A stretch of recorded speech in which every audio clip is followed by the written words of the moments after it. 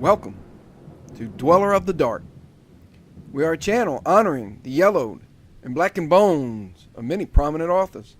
We'll be digging up several obscure, strange, and forgotten authors who influenced many of the great horror, science fiction, and fantasy writers today. Comment below if you like. If you have authors that you'd like to see recognized, list them in the comments or contact our author page. Subscribe for more tales of the horrifying, obscure, strange, and forgotten. We'll have quite a collection. Climbing out of the tombs. If you like any of our tales, hit the like button below. For your support to Dweller of the Dark, I've decided to go digging for a few pieces of 8. Or was that a decayed mummy? We'll be giving away prizes for subscribers. What is a signed first edition of Wolves, Wings, and other things for our 500 and 1,000 subscribers. Any more random gifts will be awarded in future narrations to lucky listeners. Hit the bell for notifications. Check in for updates on our channel and website. Again, the 500th and 1,000th subscriber gets a signed copy of one of the author's novels or anthologies. You can find us on Facebook at Jeffrey LeBlanc Horror Writer, our official website, jeffreyleblanc.com, on Amazon, and Twitter at Jeffrey J. LeBlanc. We dedicate tonight's story to Hawaiian X-ray specialist Angie Sanford. She's here in this tale, living on one of the world's most beautiful and mysterious paradises, Hawaii's Big Island. Ocean waves crash against a creaking wooden ship. Pirates dance and sing shanty songs by roaring fires under moonlight. And a man evilly transforms himself in a laboratory. These are just some of the works of the great Robert Louis Stevenson. Hear the ghost of the man from his Samoan tomb. Say not of me that weakly I declined the labors of my sires and fled the sea, the towers we founded and the lamps we lit, to play at home with paper like a child, but rather say, in the afternoon of time, a strenuous family dusted from its hands the sand of granite, and beholding far along the sounding coast its pyramids and tall memorials catching the dying sun, smiled well content, and to this childish task around the fire addressed its evening hours. Robert Louis Stevenson is a Scottish novelist and travel writer. His most famous works have influenced so many.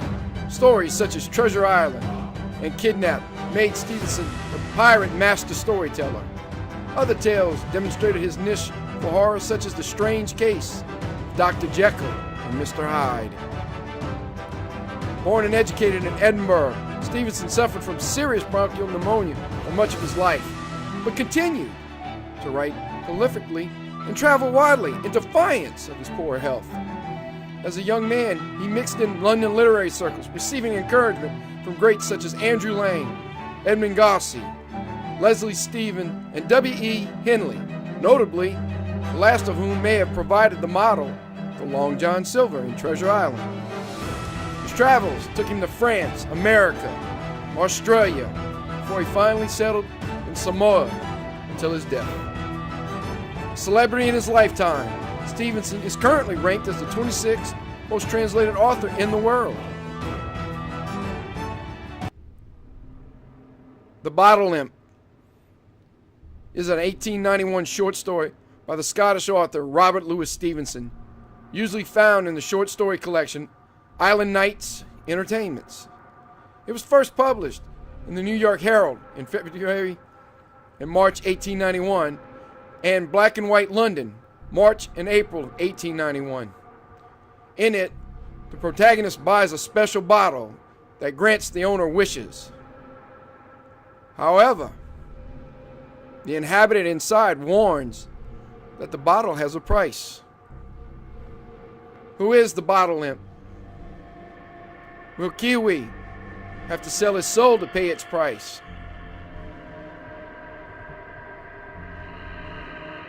The Bottle Imp by Robert Louis Stevenson. Note: any student of that very unliterary product, the English drama of the early part of the century, will here recognize the name and the root idea of a piece once rendered popular by the redoubtable O. Smith. The root idea is there and identical, and yet I hope I've made it a new thing. And the fact that the tale has been designed and written for a Polynesian audience may lend it some extraneous interest nearer home. R.L.S.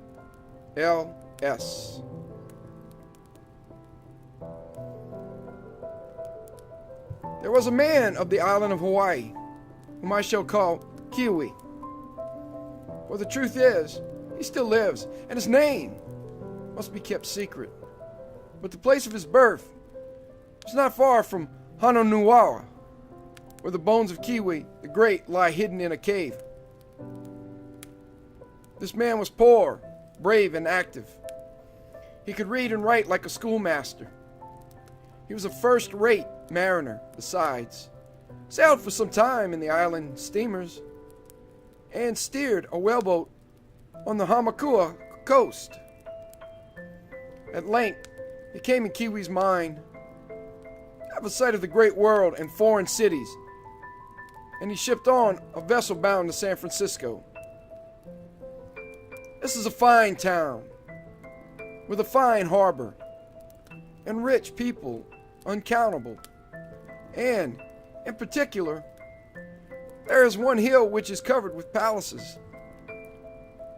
Upon this hill, Keawe was one day taking a walk with his pocket full of money, viewing the great houses upon either hand with pleasure. What fine houses these are, he was thinking. And how happy must those people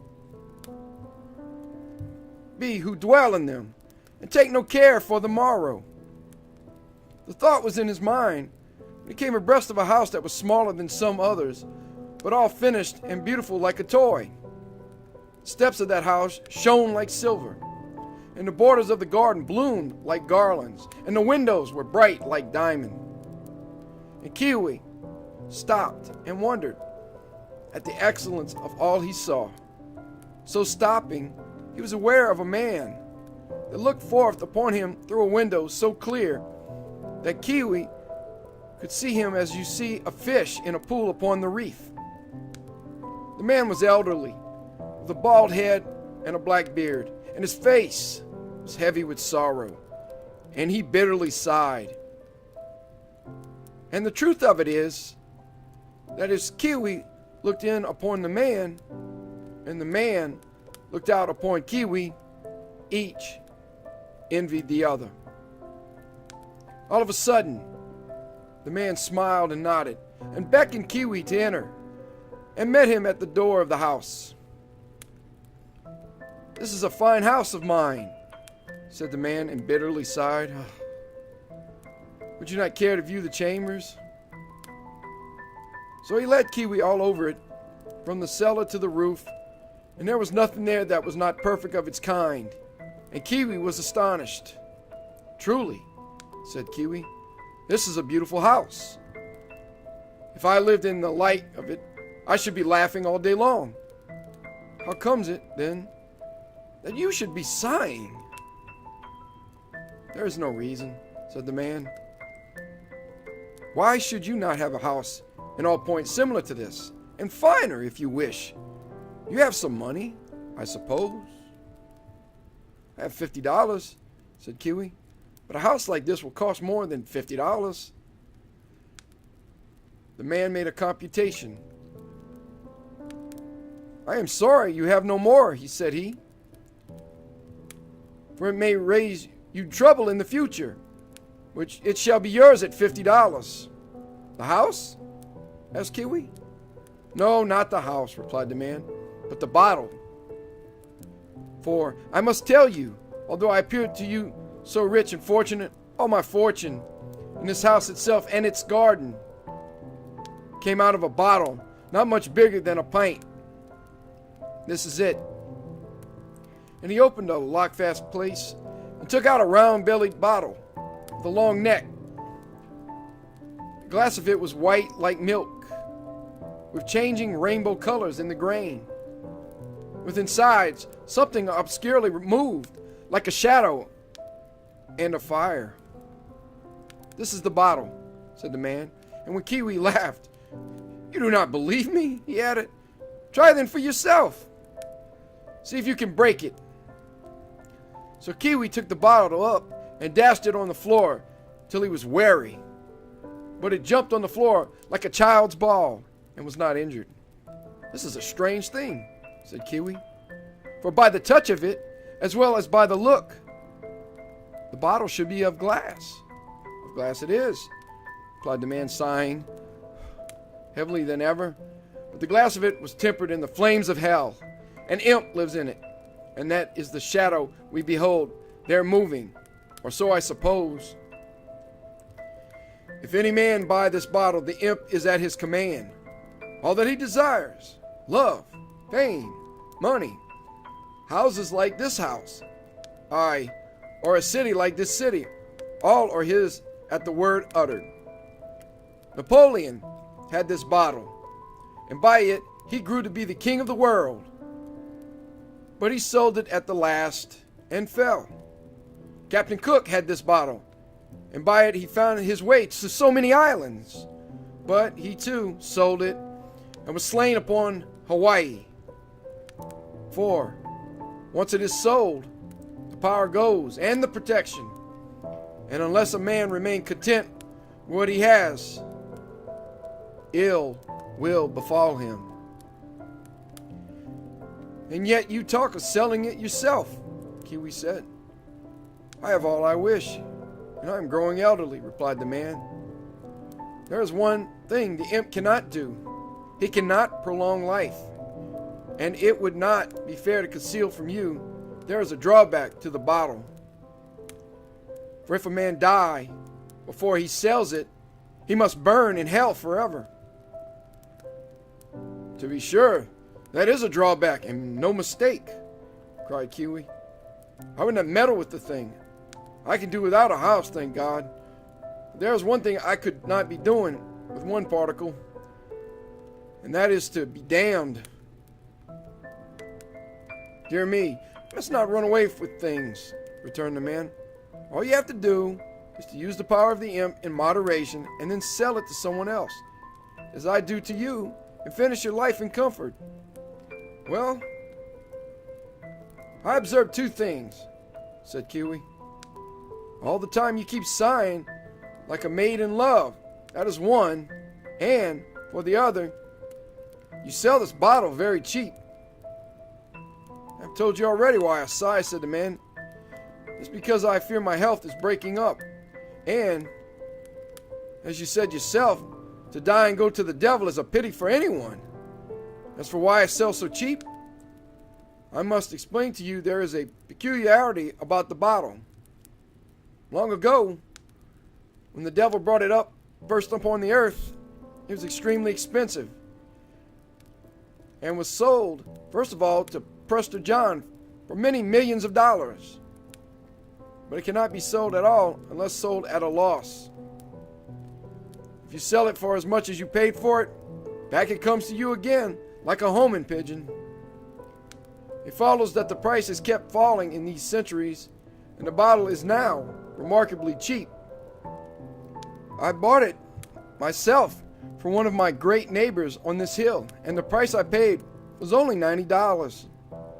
I could sell it for as high as $89.99, but not a penny dearer, or back the thing must come to me. Now, about this, there are two bothers. First, when you offer a bottle so singular for $80-odd, people suppose you to be jesting. And second, but there is no hurry about that, and I need to not go into it.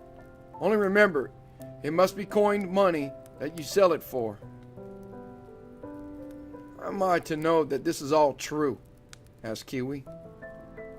"Some of it you can try at once," replied the man. "Give me your $50, take the bottle, and wish your $50 back into your pocket. If that does not happen, I pledge you my honor, I will cry off the bargain and restore your money." "You are not deceiving me?" said Keawe. The man bound himself with a great oath. "Well, I will risk that much," said Keawe, "for that can do no harm." And he paid over his money to the man, and the man handed him the bottle. "Imp of the bottle," said Keawe, "I want my $50 back." And sure enough, he had scarce said the word before his pocket was as heavy as ever. "To be sure, this is a wonderful bottle," said Keawe. "And now good morning to you, my fine fellow, and the devil go with you, for me," said the man. "Hold on," said Keawe. "I don't want any more of this fun. Here, take your bottle back." "You have bought it for less than I paid for it," replied the man, rubbing his hands. "It is yours now, and for my part, I am only concerned to see the back of you." And with that he rang for his Chinese servant and had Keawe shown out of the house. Now, when Keawe was in the street, with the bottle under his arm, he began to think, "If all is true about this bottle, I may have made a losing bargain," thinks he. "Or perhaps the man was only fooling me." First thing he did was to count his money. The sum was exact, $49 American money, and 1 chili piece. "That looks like the truth," said Keawe. "Now we'll try another part." The streets in that part of the city were as clean as a ship's decks, and though it was noon, there were no passengers. Keawe set the bottle in the gutter and walked away. Twice he looked back, and there was the milky, round-bellied bottle where he left it. The third time he looked back and turned a corner. But he had scarce done so when something knocked upon his elbow, and behold, it was the long neck sticking up. And as for the round belly, it was jammed into the pocket of his pilot coat. "And that looks like the truth," said Keawe. The next thing he did was to buy a corkscrew in a shop and go apart into a secret place in the fields. And there he tried to draw the cork. But as often as he put the screw in, out it came again, and the cork as whole as ever. "This is some sort of cork," said Keawe. And all at once he began to shake and sweat, for he was afraid of that bottle.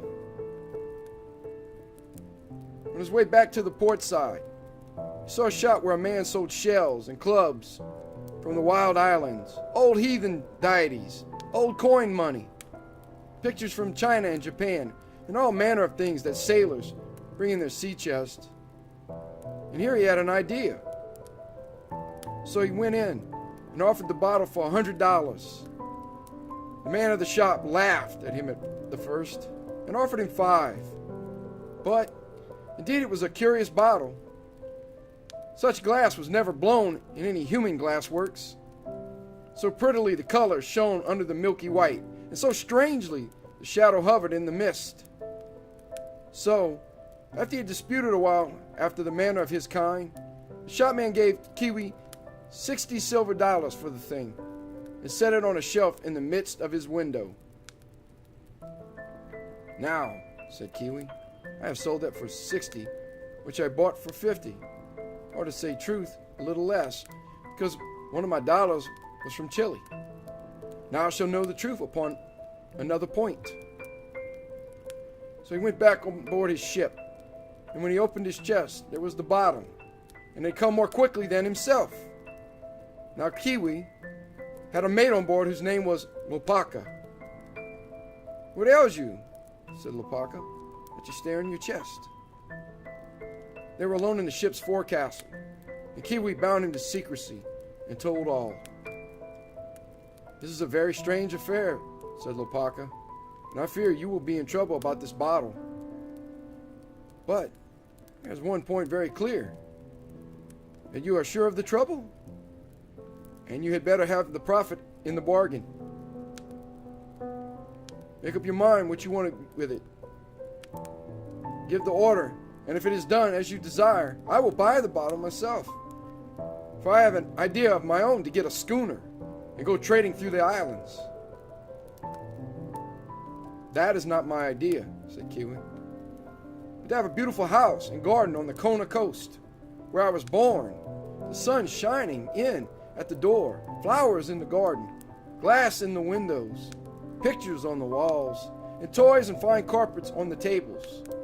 For all the world like the house I was in this day, only a story higher, and with balconies all about like the king's palace, and to live there without care, and make merry with my friends and relatives. Well, said Lopaka, let us carry it back with us to Hawaii. And if all comes true as you suppose, I will buy the bottle, as I said, and ask a schooner. Upon that they were agreed. It was not long before the ship returned to Honolulu, carrying Keawe and Lopaka and the bottle. They were scarce come ashore, and they met a friend upon the beach, who began at once to condole with Keawe. I do not know what I'm to be condoled about, said Keawe. Is it possible you have not heard? Said the friend. Your uncle, that good old man, is dead, and your cousin, that beautiful boy, was drowned at sea. Keawe was filled with sorrow, and, beginning to weep and to lament, he forgot about the bottle. But Lopaka was thinking to himself, and presently, when Keawe's grief was a little abated, I've been thinking, said Lopaka, had not your uncle lands in Hawaii, in the district of Ko? No, said Keawe, not at Ko. They're on the mountainside, a little way south of Hukina. These lands will now be yours, asked Lopaka. And so they will, said Keawe, and began again to lament for his relatives. No, said Lopaka, do not lament at present. I have a thought in my mind. How if this should be the doing of the bottle? For here is the place ready for your house. If this be so, cried Keawe, it is a very ill way to serve me by killing my relatives. But it may be, indeed. For I was in just such a station that I saw the house with my mind's eye. The house, however, is not yet built, said Lopaka. No, nor like to be, said Keawe. For though my uncle has some coffee and ava and bananas, it will not be more than will keep me in comfort. And the rest of that land is the black lava. Let's go to the lawyer, said Lopaka. I have still this idea in my mind. Now, when they came to the lawyers, it appeared Keawe's uncle had grown monstrous rich in the last days, and there was a fund of money. And here is the money for the house, cried Lopaka. If you are thinking of a new house, said the lawyer, here is the card of a new architect of whom they tell me great things. Better and better, cried Lopaka. Here is all made plain for us. Let us continue to obey orders. So they went to the architect, and he had drawings of houses on his table. You want something out of the way? Said the architect. How do you like this? And he handed a drawing to Keawe. Now, when Keawe set eyes on the drawing, he cried out aloud, for it was the picture of his thought exactly drawn. I am in for this house, thought he. Little as I like the way it comes to me, I'm in it for now, and I may as well take the good along with the evil. So he told the architect all that he wished, and how he would have that house furnished, and about the pictures on the wall and the knickknacks on the tables. And he asked the man plainly for how much he would undertake the whole affair. The architect put many questions and took his pen and made a computation. And when he had done, he named the very sum that Keawe had inherited. Lopaka and Keawe looked at one another and nodded. It's quite clear, thought Keawe, that I am to have this house, whether or no. It comes from the devil, and I fear I will get little good by that. And of one thing I am sure, I will make no more wishes as long as I have this bottle. But with the house I am saddled, and I may as well take the good along with the evil. So he made his terms with the architect, and he signed a paper.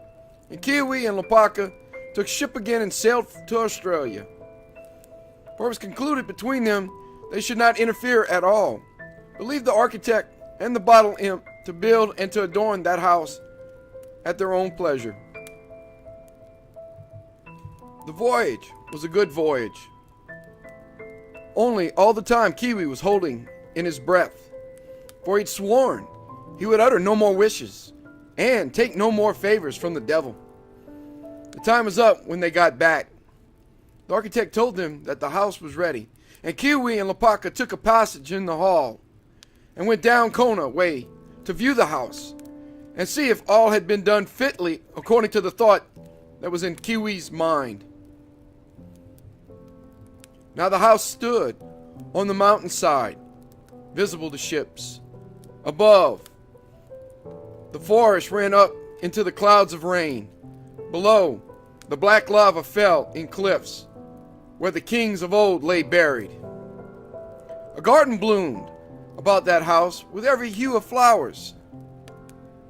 And there was an orchid, a papaya on the one hand, and an orchid of breadfruit on the other.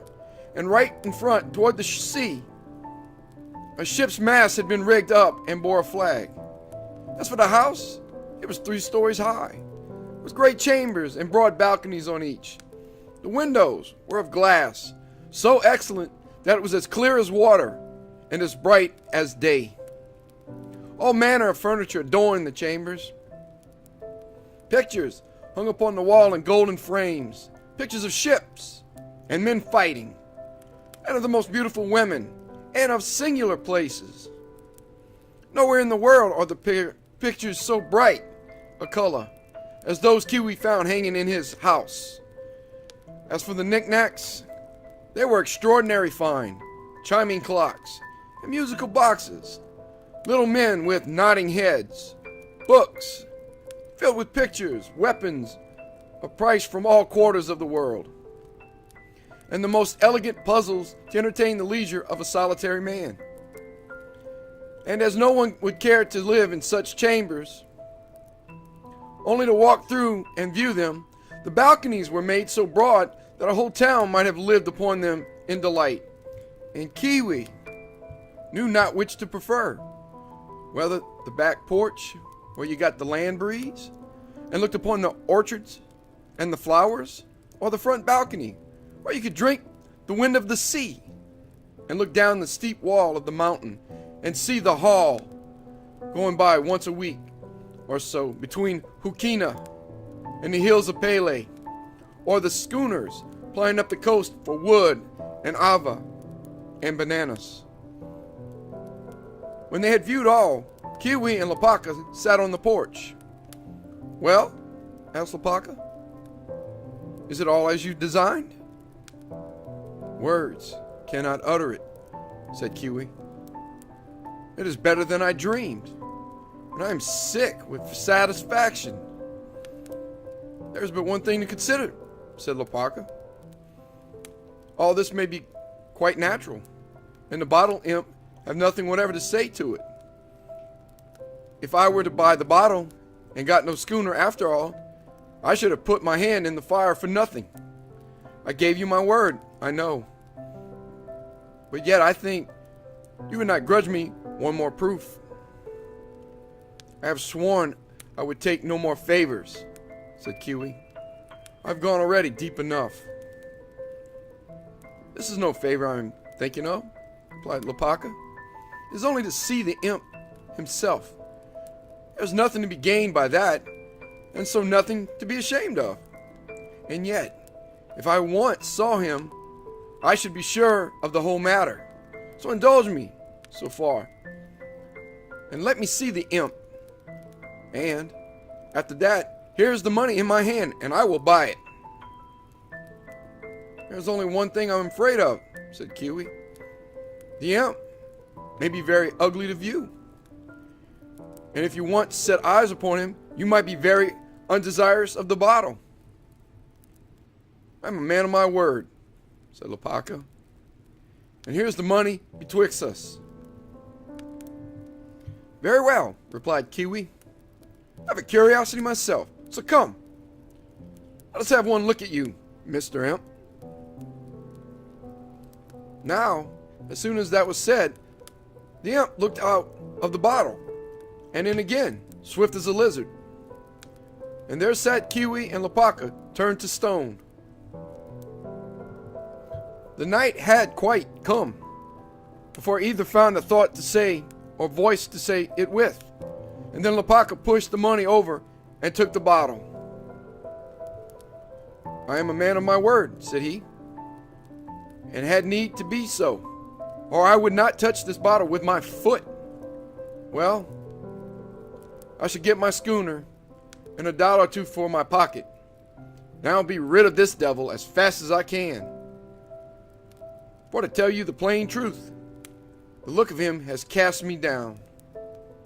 "Lopaka," said Keawe, "do not think any worse of me than you can help. I know it is night, and the road's bad, and to pass by the tombs an ill place to go by so late. But I declare, since I have seen that little face, I cannot eat or sleep or pray till it is gone from me. I will give you a lantern and a basket to put the bottle in, and any picture or fine thing in all my house that takes your fancy. And be gone at once, and go sleep at Hukina with Nahinu." "Keawe," said Lopaka, "many a man would take this ill, above all, when I am doing you a turn so friendly as to keep my word and buy the bottle. And for that matter, the night and the dark and the way by the tombs must be all tenfold more dangerous to a man with such a sin upon his conscience and such a bottle under his arm. But for my part, I am so extremely terrified myself, I have not the heart to blame you. Here I go then, and I pray God you may be happy in your house, and I fortunate with my schooner, and both get to heaven in the end, in spite of the devil and his bottle."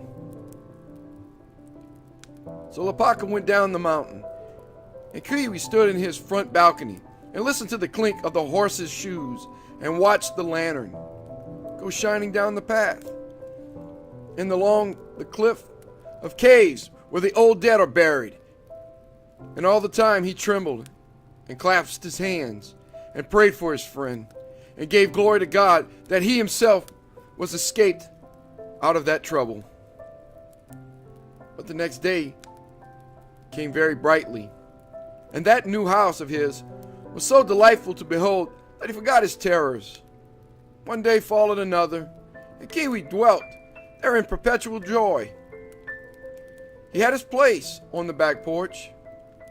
It was there he ate and lived and read the stories in the Honolulu newspapers. But when anyone came by, they would go in and view the chambers and the pictures. And the fame of the house went far and wide. It was called Kahel Nui, the great house in all Kona, and sometimes the bright house, for Keawe kept a Chinaman who was all day dusting and furbishing, and the glass and the gilt and the fine stuffs and the pictures shone as bright as the morning. As for Keawe himself, he could not walk in the chambers without singing. His heart was so enlarged, and when ships sailed by upon the sea, he would fly his colors on the mast. So time went by, until one day Keawe went upon a visit as far as Kailua to certain of his friends. There he was well feasted, and left as soon as he could the next morning, and rode hard, for he was impatient to behold his beautiful house. And, besides, the night then coming on was the night in which the dead of old days go abroad in the sides of Kona. And having already meddled with the devil, he was the more chary of meeting with the dead. A little beyond Hananao, looking far ahead, he was aware of a woman bathing in the edge of the sea, and she seemed a well-grown girl, but he thought no more of it. Then he saw her white shift flutter as she put it on, and then her red holuku, and by the time he came abreast of her, she was done with her toilet, and had come upon from the sea, and stood by the trackside in the red holuku, and she was all freshened with the bath, and her eyes shone and were kind. Now, Keawe no sooner beheld her than he drew rein. "I thought I knew everyone in this country," said he. "How comes it that I do not know you?" "I am Kokua, daughter of Keanu," said the girl, "and I have just returned from Oahu. Who are you?" "I will tell you who I am in a little," said Keawe, dismounting from his horse. "But for now, for I have a thought in my mind, and if you knew who I was, you might have heard of me, and would not give me a true answer. But tell me, first of all, one thing. Are you married?" At this, Kokua laughed out loud. "It is you who ask questions," she said. "Are you married yourself?" "Indeed, Kokua, I am not," replied Keawe, "and never thought to be until this hour. But here's the plain truth. I met you here at the roadside, and I saw your eyes, which are like the stars, and my heart went to you as swift as a bird. And so now, if you want none of me, say so, and I will go on to my own place. But if you think me no worse than the other young man, say so too. And I will turn aside to your fathers for the night, and tomorrow I will talk with the good man." Kokua said never a word, but she looked at the sea and laughed. "Kokua," said Keawe, "if you say nothing, I will take that for the good answer. So, let us be stepping to your father's door." She went on ahead of him, still without speech, only sometimes she glanced back and glanced away again, and she kept the strings of her hat in her mouth. Now when they had come to the door, Keanu came out on his veranda and cried out and welcomed Keawe by name, and that the girl looked over, for the fame of the great house had come to her ears, and, to be sure, it was a great temptation. All that evening, they were very merry together, and the girl was as bold as brass under the eyes of her parents, and made a mock of Keawe, for she had a quick wit. The next day, he had a word with Keanu and found the girl alone. "Kokua," said he, "you made a mock of me all the evening, and it is still time to bid me go. I would not tell you who I was, because I have so fine a house, and I feared you would think too much of that house and too little of the man that loves you. Now you know all, and if you wish to have seen the last of me, say so at once." "No," said Kokua, but this time she did not laugh, nor did Keawe ask for more. This was the wooing of Keawe. Things had gone quickly, but so an arrow goes, and the ball of a rifle swifter still, and yet both may strike the target. Things had gone fast, but they had gone far also, and the thought of Keawe rang in the maiden's head. She heard his voice in the breach of the surf upon the lava, and for this young man that she had seen but twice, she would have left father and mother and her native islands. As for Keawe himself, his horse flew up the path of the mountain under the cliffs of tombs, and the sounds of the hoos, and the sound of Keawe singing to himself for pleasure, echoed in the caverns of the dead. He came to the bright house, and still he was singing. He sat and ate in the broad balcony, and the Chinaman wondered at his master, to hear how he sang between the mouthfuls. The sun went down into the sea, and the night came, and Keawe walked the balconies by lamplight, high on the mountains, and the voice of his singing startled men on ships. Here I am now upon my high place, he said to himself. Life may be no better. This is the mountaintop, and all shells about me toward the worse. For the first time I will light up the chambers, and bathe in my fine bath with the hot water and the cold, and sleep alone in the bed of my bridal chamber. So the Chinaman had word, and he must rise from sleep and light the furnaces. And he was wrought below beside the boilers. He heard his master singing and rejoicing above him in the lighted chambers. When the water began to be hot, the Chinaman cried to his master, and Keawe went into the bathroom. And the Chinaman heard him sing as he filled the marble basin. And heard him sing, and the singing broken as he undressed, until of a sudden the song ceased. The Chinaman listened and listened. He called up the house to Keawe to ask if all were well, and Keawe answered him yes, and bade him to go to bed. But there was no more singing in the bright house, and all night long the Chinaman heard his master's feet go round and round the balconies without repose. Now the truth of it was this: as Keawe undressed for his bath, he spied upon his flesh a patch, like a patch of lichen on a rock, and it was then that he stopped singing, for he knew the likeness of that patch, and knew that he was fallen in the Chinese evil. Now, it is a sad thing for any man to fall into this sickness, and it would be a sad thing for anyone to leave a house so beautiful and so commodious and depart from all his friends to the north coast of Molokai, between the mighty cliff and the sea breakers. But what was that to the case of the man Keawe? He, who had met his love but yesterday, and won her but that morning, and now saw all his hopes break in a moment, like a piece of glass. A while he sat upon the edge of the bath, then sprang with a cry and ran outside, and to and fro along the balcony, like one despairing. Very willingly could I leave Hawaii, the home of my fathers, Keawe was thinking. Very lightly could I leave my house, the high-placed, the many-windowed, here upon the mountains.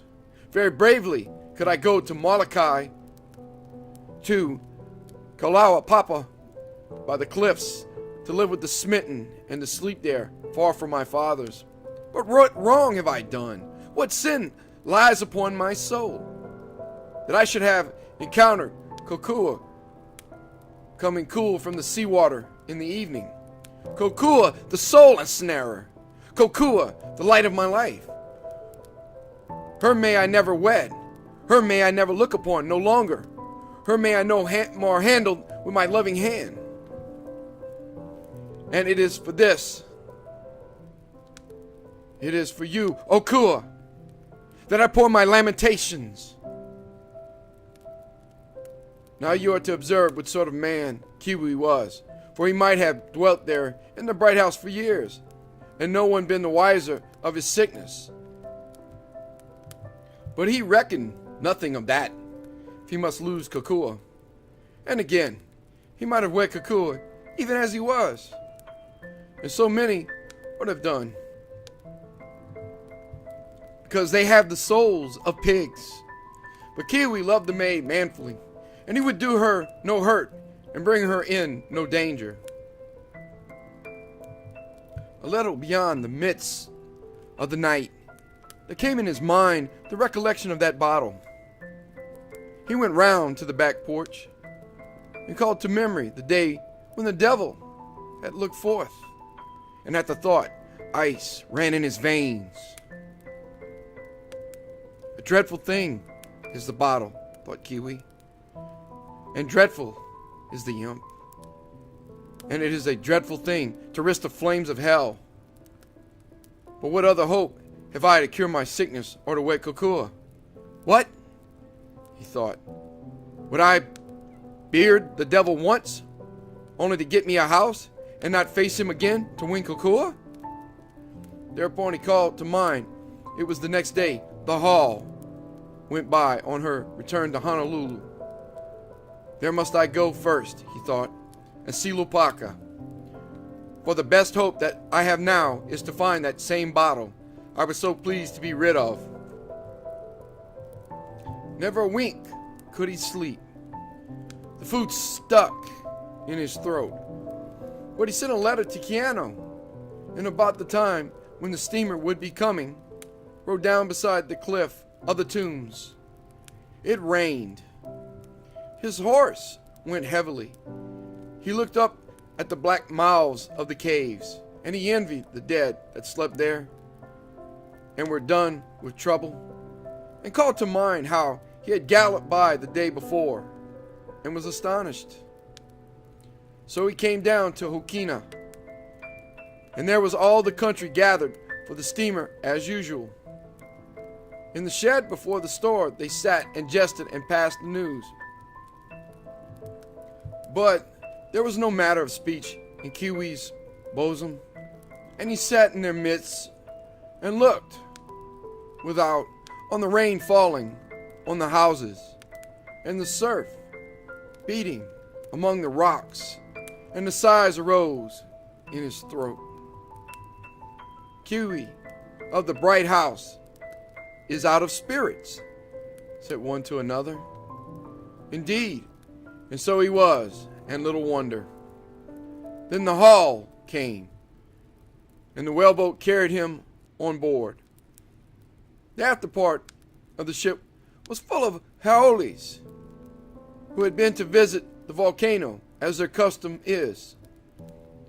And the midst was crowded with Kanakas, and the forepart with wild bulls from Hilo, and horses from Keawe. But Keawe sat apart from all in his sorrow, and watched for the house of Keawe. There it sat, low upon the shore in the black rocks, and shaded by the cocoa palms. And there by the door was a red holoku, no greater than a fly, and going to and fro with a fly's busyness. Ah, queen of my heart, he cried, I venture my dear soul to win you. Soon after, darkness fell, and the cabins were lit up, and the haoles sat and played at the cards and drank whiskey as their custom is. But Keawe walked the deck all night and all the next day, as they steamed under the lee of Maui or of Molokai. He was still pacing to and fro like a wild animal in a menagerie. Towards evening they passed Diamond Head and came to the pier of Honolulu. Keawe stepped out among the crowd and began to ask for Lopaka. It seemed he had become the owner of a schooner, none better in the islands, and was gone upon an adventure as far as Polopola or Kahiki. So there was no help to be looked for from Lopaka. Keawe called to mind a friend of his, a lawyer in the town, I must not tell his name, and inquired of him. They said he had grown suddenly rich and had a fine new house upon Waikiki shore, and this put a thought in Keawe's head, and he called a hack and drove to the lawyer's house. The house was all brand new, and the trees in the garden no greater than walking sticks. And the lawyer, when he came, had the air of a man well pleased. What can I do to serve you? Said the lawyer. You are a friend of Lopaka's, replied Keawe, and Lopaka purchased from me a certain piece of goods that I thought you might enable me to trace. The lawyer's face became very dark. I do not profess to misunderstand you, Mr. Keawe, said he, though this is an ugly business to be stirring in. You may be sure I know nothing, but yet I have a guess. And if you would apply in a certain quarter, I think you might have news. And he named the name of a man, which, again, I had better not repeat. So it was for days, and Keawe went from one to another, finding everywhere new clothes and carriages, and fine new houses, and men everywhere in great contentment. Although, to be sure, when he hinted at his business, their faces would cloud over. No doubt I'm upon the track, thought Keawe. These new clothes and carriages are all the gifts of the little imp, and these glad faces are the faces of men who have taken their profit and got rid of the accursed thing in safety. When I see pale cheeks and hear sighing, I shall know that I am near the bottle. So it befell at last that he was recommended to a Hiola in Beretania Street. When he came to the door, about the hour of the evening meal, there were the usual marks of the new house, and the young garden, and the electric light shining in the windows. But when the owner came, a shock of hope and fear ran through Keawe, for here was a young man, white as a corpse, and black about the eyes, the hair shedding from his head, and such a look in his countenance as a man may have when he is waiting for the gallows. Here it is, to be sure, thought Keawe. And so with this man, he no ways veiled his errand. I'm come to buy the bottle, said he.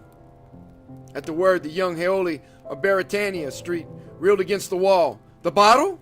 He gasped. To buy the bottle? Then he seemed to choke, and seizing Keawe by the arm, carried him into a room and poured out wine in 2 glasses. Here is my respects, said Keawe, who had been much about with Haoles in his time. Yes, he added, I am come to buy the bottle. What is the price by now? At that word, the young man let his glass slip through his fingers and looked upon Keawe like a ghost. The price, he says? The price? You do not know the price? It is for that I'm asking you, returned Keawe. Why are you so much concerned? Is there anything wrong about the price? It has dropped a great deal in value since your time, Mr. Keawe, said the young man, stammering. Well, I shall have the less to pay for it, said Keawe. How much did it cost you? The young man was as white as a sheet. 2 cents, said he. What? Cried Keawe. 2 cents? Why, then, you can only sell it for 1. And he who buys it, the words died upon Keawe's tongue. He who bought it could never sell it again. The bottle and the bottle imp must abide with him until he died, and when he died must carry him to the red end of hell. The young man of Beretania Street fell upon his knees. For God's sakes, buy it, he cried. You can have all my fortune in the bargain. I was mad when I bought it at that price. I had embezzled money at my store. I was lost else. I must have gone to jail. Poor creature, said Keawe. You would risk your soul upon so desperate an adventure and to avoid the proper punishment of your own disgrace. And you think I could hesitate with love in front of me? Give me the bottle and the change, which will make sure you have all ready. Here is a 5-cent piece. It was as Keawe supposed. The young man had the change ready in a drawer. The bottle changed hands, and Keawe's fingers were no sooner clasped upon the stalk than he had breathed his wish to be a clean man. And sure enough, when he got home to his room and stripped himself before a glass, his flesh was whole like an infant's. And here was the strange thing. He had no sooner seen this miracle than his mind was changed within him, and he cared naught for the Chinese evil, and little enough for Kokua, and had but the one thought, that here he was bound to the Bottle Imp for time and for eternity, and had no better hope but to be a cinder forever in the flames of hell. Way ahead of him, he saw them blaze with his mind's eye, and his soul shrank, and darkness fell upon the light. When Keawe came to himself a little, he was aware it was the night when the band played at the hotel. Thither he went, because he feared to be alone, and there, among happy faces, walked to and fro, and heard the tunes go up and down, and saw Burger beat the measure, and all the while he heard the flames crackle, and saw the red fire burning in the bottomless pit.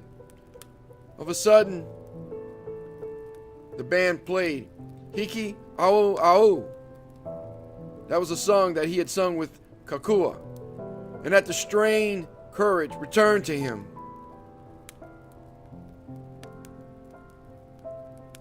It is done now, he thought, and once more let me take the good along with the evil.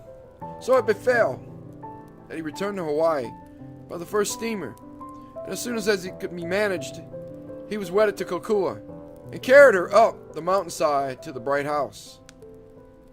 Now it was so with these two, that when they were together, Keawe's heart was stilled. But so soon as he was alone, he fell into a brooding horror, and heard the flames crackle, and saw the red fire burn in the bottomless pit. The girl, indeed, had come to him wholly. Her heart leapt in her side at sight of him. Her hand clung to his, and she was so fashioned upon the hair upon her head to the nails upon her toes that none could see her without joy. She was pleasant in her nature. She had the good word always. Full of song she was, and went to and fro in the bright house, the brightest thing in its 3 stories, caroling like the birds. And Keawe beheld and heard her with delight, and then must shrink upon one side, and weep and groan to think upon the price that he had paid for her. And then he must dry his eyes and wash his face, and go and sit with her on the broad balconies, joining in her songs, and with a sick spirit answering her smiles. There came a day when her feet began to be heavy and her songs more rare. And now it was not Keawe only that would weep apart, but each would sunder from the other and sit in opposite balconies, with the whole width of the bright house betwixt. Keawe was so sunk in his despair he scarce observed the change, and was only glad he had more hours to sit alone and brood upon his destiny, and was not so frequently condemned to pull a smiling face on a sick heart. But one day, coming softly through the house, he heard the sound of a child sobbing. And there was Kokua rolling her face upon the balcony floor and weeping like the lost. "You do well to weep in this house, Kokua," he said. "And yet I would give the head off my body that you, at least, might have been happy." "Happy?"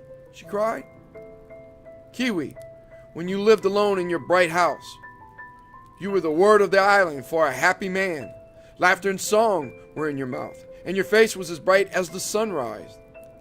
Then you wedded poor Kokua, and the good God knows what is amiss in her.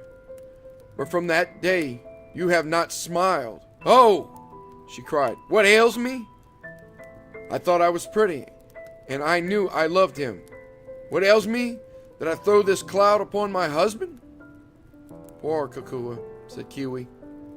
He sat down by her side and sought to take her hand, but she plucked away. "Poor Kokua," he said again. "My poor child, my pretty. And I had thought all this while to spare you.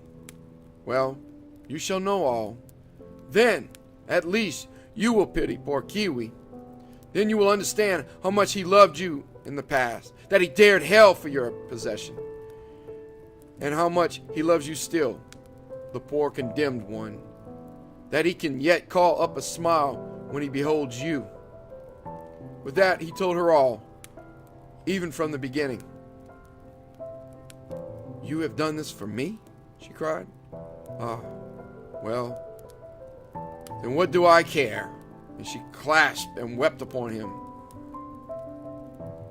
Ah, child, said Keawe, and yet, when I consider of the fire of hell, I care a good deal.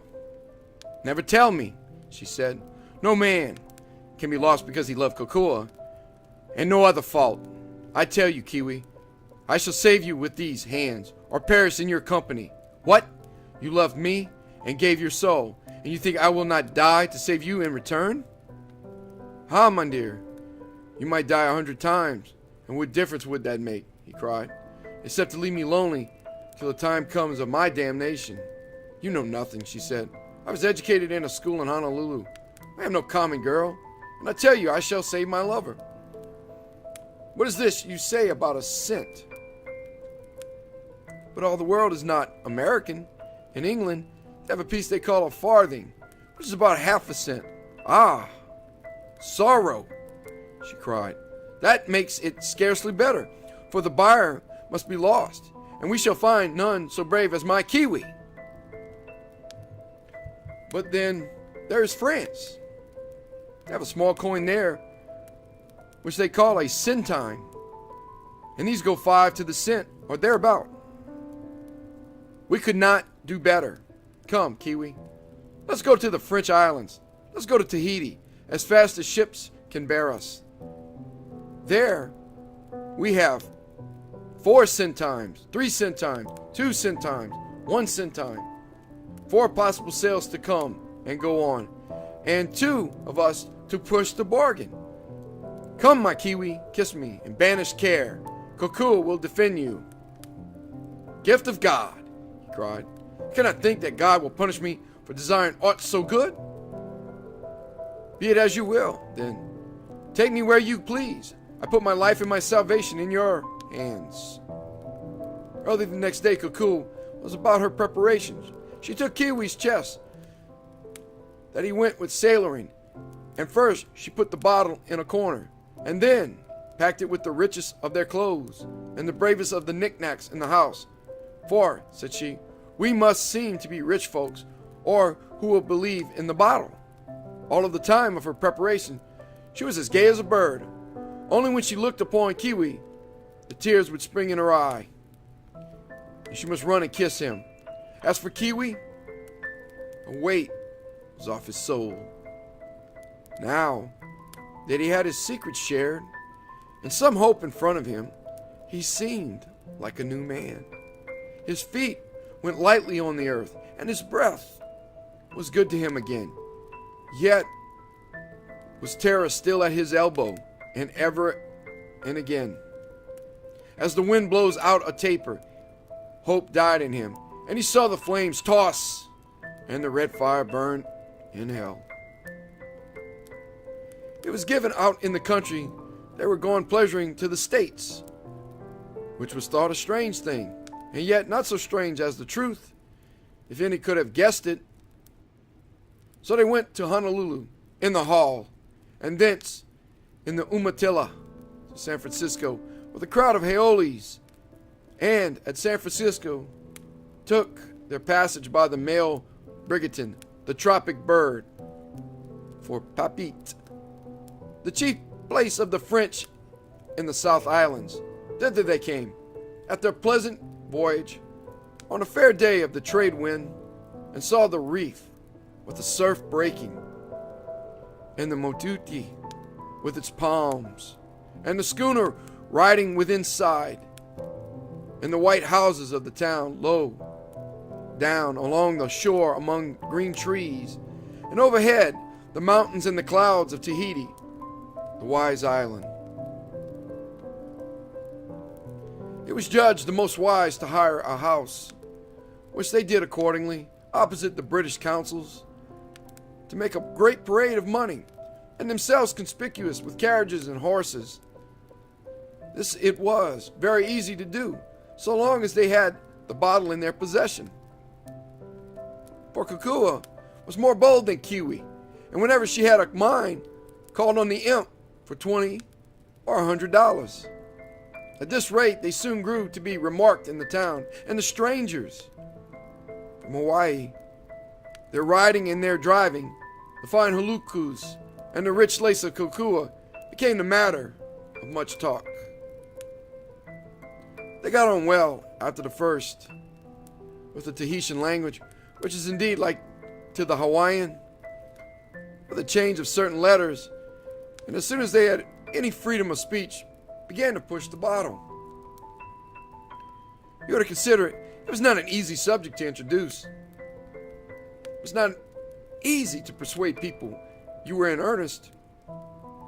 When you offered to sell them for 4 centimes the spring of health and riches inexhaustible, it was necessary, besides, to explain the dangers of the bottle, and either people disbelieved the whole thing and laughed, or they thought the more of the darker part became overcast with gravity and drew away from Keawe and Kokua as from persons who had dealings with the devil. So far from gaining ground, these two began to find they were avoided in the town. The children ran away from them screaming, a thing intolerable to Kokua. Catholics crossed themselves as they went by, and all persons began with one accord to disengage themselves from their advances. Depression fell upon their spirits. They would sit at night in their new house, after a day's weariness, and not exchange one word, or the silence would be broken by Kokua bursting suddenly into sobs. Sometimes they would pray together. Sometimes they would have the bottle out upon the floor and sit all evening watching how the shadow hovered in the midst. At such times they would be afraid to go to rest. It was long ere slumber came to them, and if either dozed off, it would be to awake and find the other silently weeping in the dark, or perhaps to wake alone, the other having fled from the house and the neighborhood of that bottle to pace under the bananas in the little garden, or to wander on the beach by moonlight. One night it was so when Kokua awoke. Keawe was gone. She felt in the bed and his place was cold. Then fear fell upon her, and she sat up in bed. A little moonshine filtered through the shutters. The room was bright, and she could spy the bottle on the floor. Outside it blew high. The great trees of the avenue cried aloud, and the fallen leaves rattled in the veranda. In the midst of this, Kokua was aware of another sound. Whether of a beast or of a man, she could scarce tell, but it was as sad as death, and cut her to the soul. Softly she arose, set the door ajar, and looked forth into the moonlit yard. There, under the bananas, lay Keawe, his mouth in the dust, and as he lay, he moaned. It was Kokua's first thought to run forward and console him. Her second potently withheld her. Keawe had borne himself before his wife like a brave man. It became her little in the hour of weakness to intrude upon his shame. With the thought, she drew back into the house. Heaven, she thought, how careless have I been, how weak. It is he, not I, that stands in this eternal peril. It was he, not I, that took the curse upon his soul.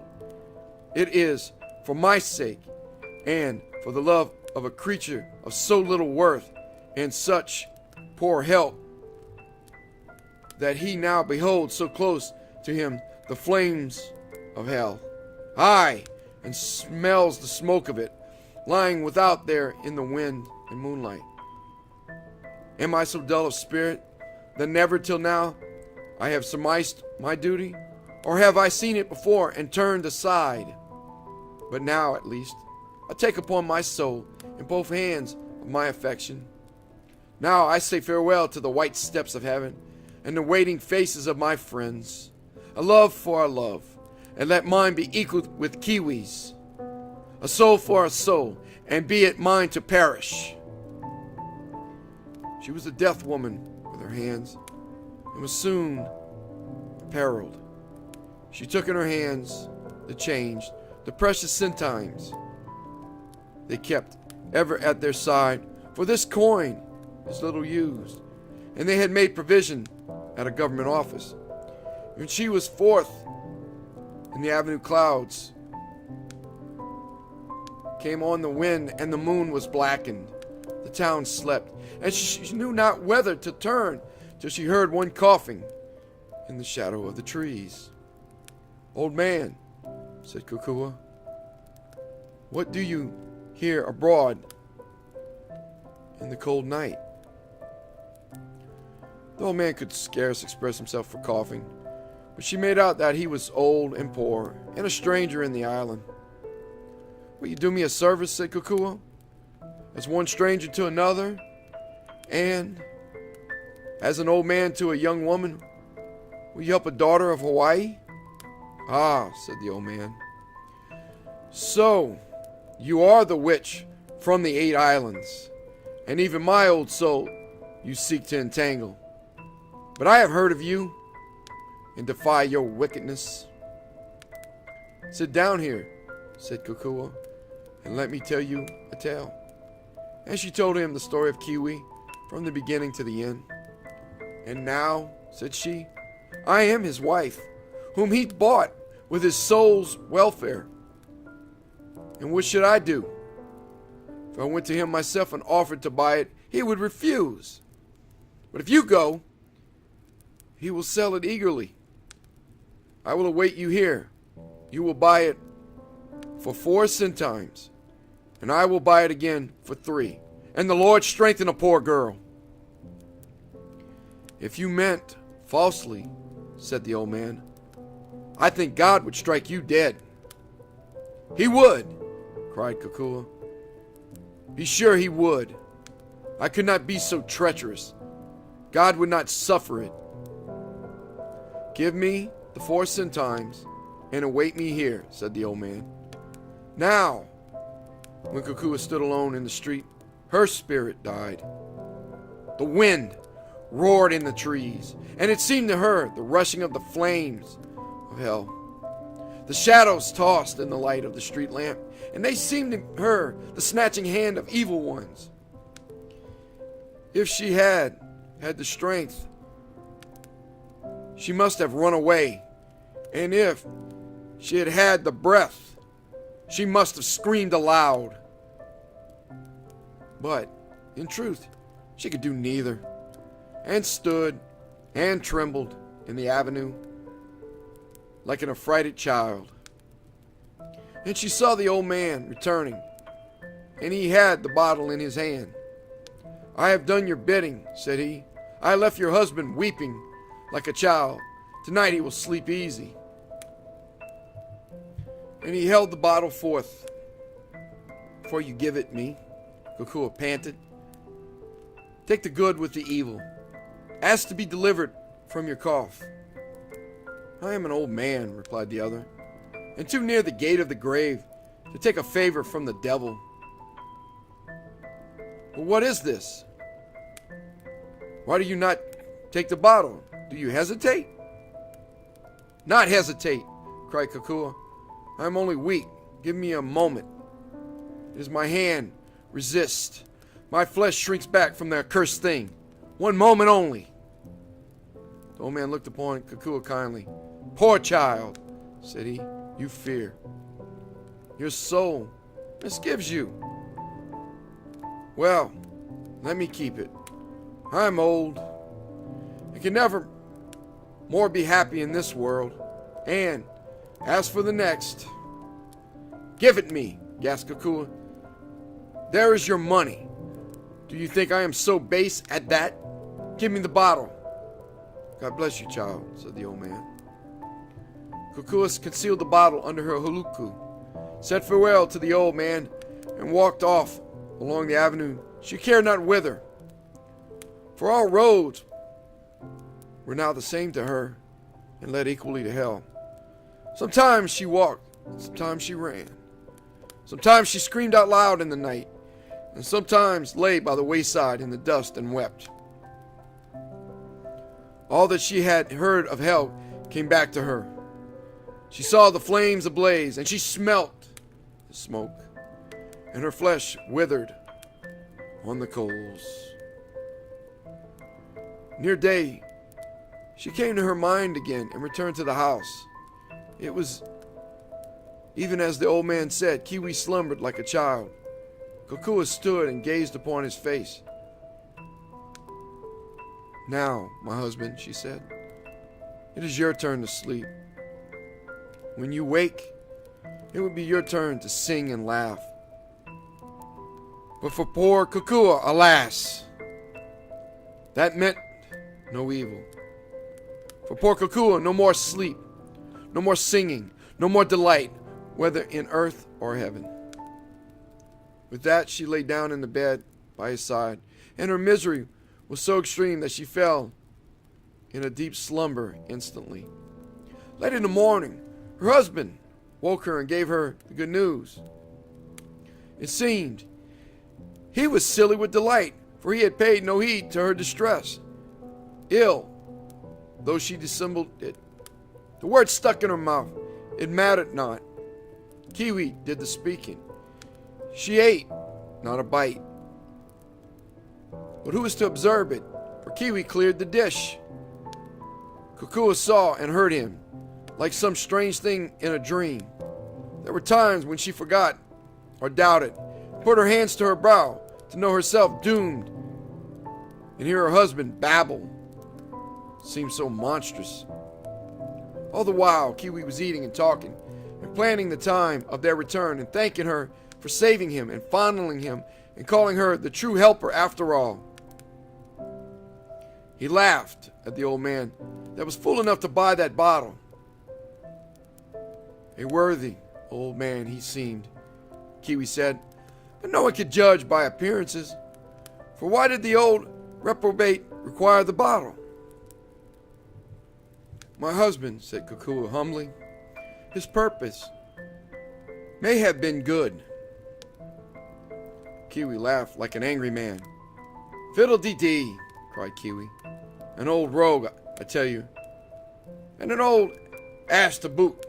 For the bottle was hard enough to sell at 4 centimes, and at 3 it will be quite impossible. The margin is not broad enough. The thing begins to smell of scorching brr, said he, and shuddered. It is true, I bought it myself at 1 cent, when I knew not there were smaller coins. I was a fool in my pains. There will never be found another, and whoever has that bottle now will carry it to the pit. Oh, my husband, said Kokua, it is not a terrible thing to save oneself by the eternal ruin of another. It seems to me I could not laugh. I would be humbled. I would be filled with melancholy. I would pray for the poor holder. Then Keawe, because he felt the truth of what she said, grew the more angry. Highty-tighty, cried he. You may be filled with melancholy if you please. It is not the mind of a good wife. If you thought at all of me, you would sit shamed. Thereupon he went out. Kokua was alone. What chance had she to sell that bottle at 2 centimes? None, she perceived. And if she had any, here was her husband hurrying her away to a country where there was nothing lower than 1 cent. And here, on the morrow of her sacrifice, was her husband leaving her and blaming her.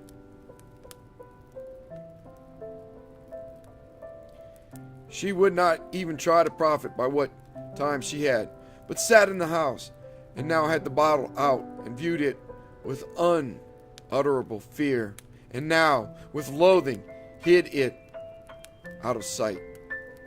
By and by, Keawe came back and would have her take a drive. "My husband, I am ill," she said. "I am out of heart. Excuse me. I can take no pleasure." Then was Keawe more wroth than ever with her, because he thought she was brooding over the case of the old man, and with himself, because he thought she was right and was ashamed to be so happy. "This is your truth," cried he, "and this is your affection? Your husband just saved from eternal ruin, which he counted for the love of you, and you can take no pleasure? Kokua, you have a disloyal heart." He went forth again, furious, and wandered in the town all day. He met friends and drank with them. They hired a carriage and drove into the country, and there drank again. All the time, Keawe was ill at ease, because he was taking this pastime while his wife was sad, because he knew in his heart that she was more right than he, and the knowledge made him drink the deeper. Now, there was an old brutal Hau'oli drinking with him, one that had been a boatswain of a whaler, a runaway, a digger in gold mines, a convict in prisons.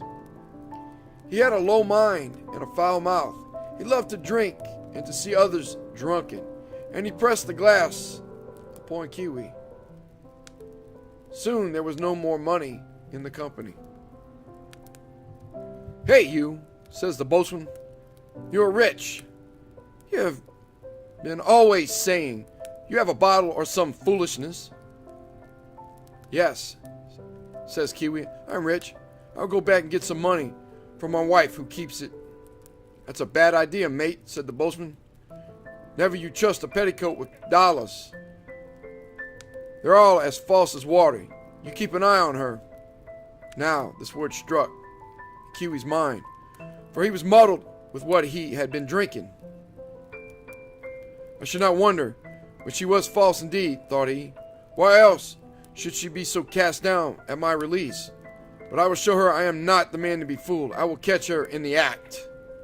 Accordingly, when they were back in town, Keawe bade the boatsman wait for him at the corner by the old caboose, and went forward up the avenue alone to the door of his house. The night had come again. There was a light within, never a sound. And Keawe crept about the corner, opened the back door softly, and looked in. There was Kokua on the floor, the lamp at her side. Before her was a milk-white bottle with a round belly and a long neck, and as she viewed it, Kokua wrung her hands. A long time Keawe stood and looked in the doorway. At first, he was struck stupid, and then fear fell upon him that the bargain had been made amiss, and the bottle had come back to him as it came in San Francisco. And at that, his knees were loosened, and the fumes of the wine departed from his head like mist off a river in the morning. And then he had another thought, and it was a strange one that made his cheeks to burn. I must make sure of this, thought he. So he closed the door and went softly round the corner again, and then came noisily in, as though he were but now returned. And lo! By the time he opened the front door, no bottle was to be seen, and Kokua sat in a chair and started up like one awakened out of sleep. I have been drinking all day and making merry, said Keawe. I have been with good companions, and now I only come back for money, and return to drink and carouse with them again. Both his face and voice were as stern as judgment, but Kokua was too troubled to observe. You do well to use your own, my husband, said she, and her words trembled. Oh, I do well in all things, said Keawe, and he went straight to the chest and took out money. But he looked besides in the corner where they kept the bottle, and there was no bottle there. At that, the chest heaved upon the floor like a sea billow, and the house span about him like a wreath of smoke. For he saw he was lost now, and there was no escape. It is what I feared, he thought. It is she who has bought it. And then he came to himself a little and rose up. But the sweat streamed on his face, as thick as the rain, and as cold as the well water. Kokua, said he, I said to you, today what ill became me. Now I return to carouse with my jolly companions. And at that he laughed a little quietly. I will take more pleasure in the cup if you forgive me. She clasped his knees in a moment. She kissed his knees with flowing tears. Oh, she cried, I asked but a kind word. Let us never one think hardly of the other, said Keawe, and was going out of the house. Now the money that Keawe had taken was only some of that store of centime pieces they had laid in at their arrival. It was very sure he had no mind to be drinking. His wife had given her soul for him. Now he must give his for hers. No other thought was in the world with him. At the corner by the old calaboose, there was the boatman waiting. My wife has the bottle, said Keawe, and unless you help me to recover it, there can be no more money and no more liquor tonight. You do not mean to say you are serious about that bottle, cried the boatman. There's a lamp, said Keawe. Do I look as if I was jesting? That is so, said the boatman. You look as serious as a ghost. Well then, said Keawe, here are 2 centimes. You must go to my wife in the house and offer her these for the bottle, which, if I am not much mistaken, she will give you instantly. Bring it to me here, and I will buy it back from you for 1. For that is the law with this bottle, that it still must be sold for a less sum. But whatever you do, never breathe a word to her that you have come from me. Mate, I wonder, are you making a fool of me? Asked the boatswain. It will do you no harm if I am, returned Keawe. That is so, mate, said the boatswain. And if you doubt me, said Keawe, you can try. As soon as you are clear of the house, wish to have your pocket full of money, or a bottle of the best rum, or what you please, and you will see the virtue of the thing. Very well, Kanaka, said the boatswain. I will try, but if you are having your fun out of me, I will take my fun out of you with a belaying pin. So the whaler man went off up the avenue, and Keawe stood and waited. It was near the same spot where Kokua had waited the night before, but Keawe was more resolved and never faltered in his purpose. Only his soul was bitter with despair. It seemed a long time he had to wait before he heard a voice singing in the darkness of the avenue. He knew the voice to be the boatswain's, but it was strange how drunken it appeared upon a sudden.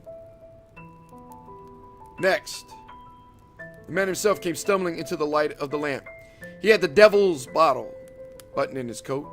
Another bottle was in his hand, and even as he came in view, he raised it to his mouth and drank. You have it, said Keawe. I see that. Hands off, cried the boatswain, jumping back. Take a step near me, and I'll smash your mouth. You thought you could make a cat's paw of me, did you? What do you mean, cried Keawe. Mean? Cried the boatswain. This is a pretty good bottle, this is. That's what I mean. How I got it for 2 centimes, I can't make out. But I'm sure you shan't have it for 1. You mean you won't sell? Gasped Keawe.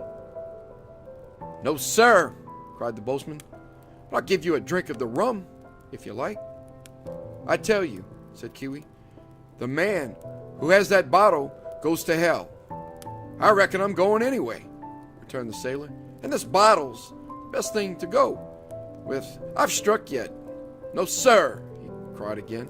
This is my bottle now, and you can go and fish for another. Can this be true? Keawe cried. For your own sake, I beseech you, sell it to me. I don't value any of your talk, replied the boatswain. You thought I was a flat. Now you see I'm not, and there's an end. If you won't have a swallow of the rum, I'll have one myself. Here's your health, and good night to you. So off he went down the avenue towards town, and there goes the bottle out of the story. But Keawe ran to Kokua light as the wind, and great was their joy that night, and great since then has been the peace of all their days in the bright house.